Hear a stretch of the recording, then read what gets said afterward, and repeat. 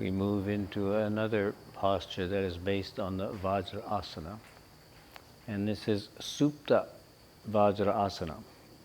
So it's done by leaning back and going all the way back from the seated position so that you end up with the top of your head on the floor and your neck is bent back. In this position, we'll be stimulating the thyroid and parathyroid glands. So we're now getting into some postures that have specific effects and purposes and can be used to our advantage. In the case of thyroid problems, this would be one of the key asanas that you would use. So the going back is from Vajrasana. So I'm sitting on my heels. Remember the posture. Feet are together, heels are coming close together, and we go back onto the heels. From here, I'm going to lean backwards onto my hands, walk my hands back, and just gradually feel how this is. It is a good little piece of caution to lift the pelvis up, and you'll feel your sit bones and buttocks kind of sliding forward on the heels. That reduces the amount of bend here in the lower back, because without doing that, you may be overbending the lower back, which is an area that is vulnerable to being damaged or injured a little bit. So caution, leaning back, lifting up, and you're literally picking up your tailbone and lifting it up. And this lowers the upper part of the pelvis and then reduces the bend in this more flexible part of your back. So then you go back a little further and then dropping onto my elbows. Now again, I'm lifting my pelvis.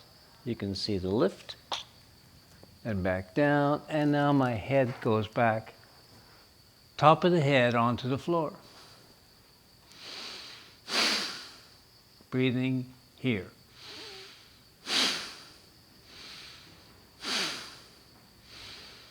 Feeling that the upper breath is moving up, and I feel the stretch all the way up into my neck, into thyroid, parathyroids.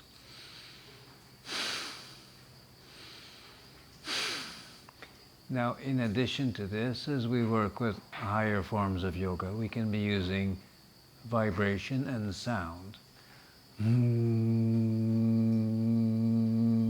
the seed sound for Vishuddha chakra, which is governing the thyroid, is hum,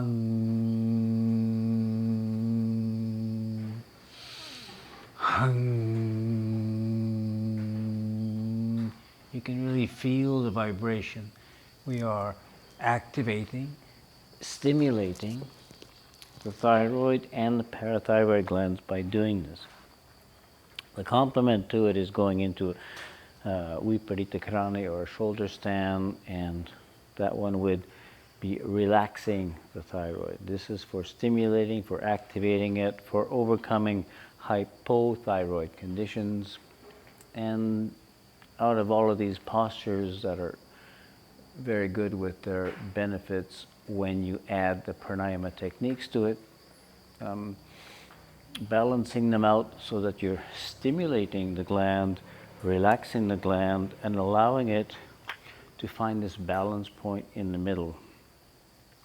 So it's important to do kind of a series, including these with the breath, and then checking your state of mind, your belief system around what you think you have.